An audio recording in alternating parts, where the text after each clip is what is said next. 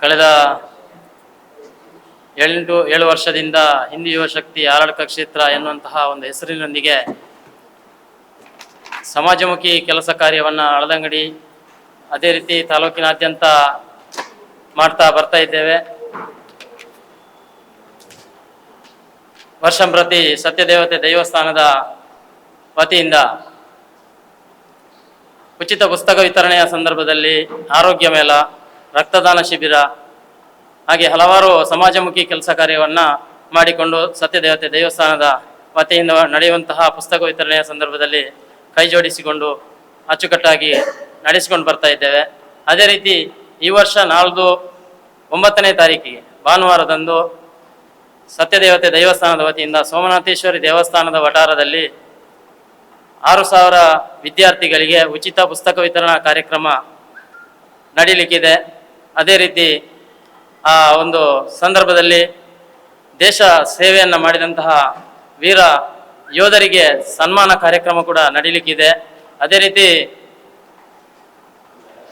ಮುಳುಗು ತಜ್ಞರಾಗಿರತಕ್ಕಂತಹ ಈಶ್ವರ್ ಮಲ್ಪೆ ಇವರನ್ನು ಒಂದು ಸನ್ಮಾನಿಸುವಂತಹ ಕಾರ್ಯಕ್ರಮ, ಅದೇ ರೀತಿ ಸಬಿತಾ ಮೋನಿಸ್ ಇವರನ್ನು ಒಂದು ಸನ್ಮಾನಿಸುವಂತಹ ಒಂದು ಕಾರ್ಯಕ್ರಮ ಈ ಒಂದು ಸತ್ಯದೇವತೆ ದೇವಸ್ಥಾನದ ವತಿಯಿಂದ ನಡೆಯುವಂತಹ ಪುಸ್ತಕ ವಿತರಣೆಯ ಸಮಾರೋಪ ಸಮಾರಂಭದ ಕಾರ್ಯಕ್ರಮದಲ್ಲಿ ನಡೀಲಿಕ್ಕಿದೆ. ಅದೇ ರೀತಿ ಹಿಂದೂ ಯುವ ಶಕ್ತಿ ಆರಳಕ ಕ್ಷೇತ್ರ ಸಮಾಜ ಸೇವಾ ಸಂಘಟನೆಯ ವತಿಯಿಂದ ಅಂಗಾಂಗ ದಾನ ನೋಂದಣಿ ಕಾರ್ಯಕ್ರಮವನ್ನು ನಾವು ಹಮ್ಮಿಕೊಂಡಿದ್ದೇವೆ. ಇದೀಗಾಗಲೇ ಒಂದು 60 ಜನ ತಮ್ಮೊಂದಿಗೆ ಅಂಗಾಂಗ ದಾನ ಮಾಡುವ ಬಗ್ಗೆ ಇಚ್ಛೆಯನ್ನು ವ್ಯಕ್ತಪಡಿಸಿದ್ದಾರೆ. ಅದೇ ರೀತಿ ಸಂಖ್ಯೆ ಇನ್ನೂ ಹೆಚ್ಚಾಗುವಂತಹ ಒಂದು ಸಾಧ್ಯತೆ ಇದೆ.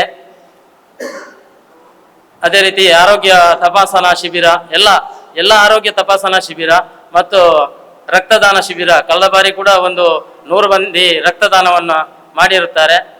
ಈ ಬಾರಿ ಕೂಡ ವರ್ಷಂಪ್ರತಿ ಮಾಡ್ತಾ ಇದ್ದೇವೆ. ಈ ಬಾರಿ ಕೂಡ ಒಂದು ರಕ್ತದಾನ ಶಿಬಿರ ನಡೀಲಿಕ್ಕಿದೆ.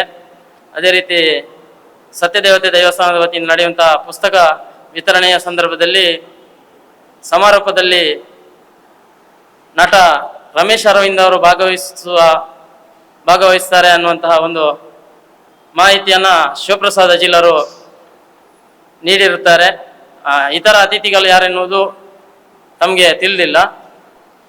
ಒಂದು ಸಮಾಜಮುಖಿ ಕೆಲಸ ಕಾರ್ಯವನ್ನು ಮಾಡುವಂತಹ ಈ ಒಂದು ಕೆಲಸ ಕಾರ್ಯ ಸತತ 7 ವರ್ಷದಿಂದ ಒಂದು 3 ಮನೆಯನ್ನು ಅಶಕ್ತರಿಗೆ 3 ಮನೆಯನ್ನು ನಿರ್ಮಿಸಿಕೊಡುವುದರ ಮುಖಾಂತರ, ಅದೇ ರೀತಿ ಅನಾರೋಗ್ಯ ಪೀಡಿತರಿಗೆ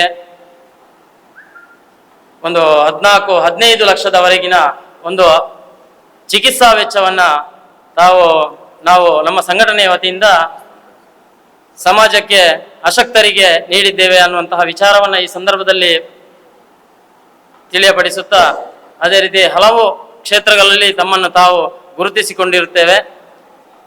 ಆಸುಪಾಸುಗಳಲ್ಲಿ ನಡೆಯುವಂತಹ ಎಲ್ಲ ಸಮಾಜಮುಖಿ ಕೆಲಸ ಕಾರ್ಯಗಳಲ್ಲಿ ಶ್ರಮದಾನದಲ್ಲೂ ತಮ್ಮನ್ನು ತಾವು ತೊಡಗಿಸಿಕೊಂಡಿರುತ್ತೇವೆ.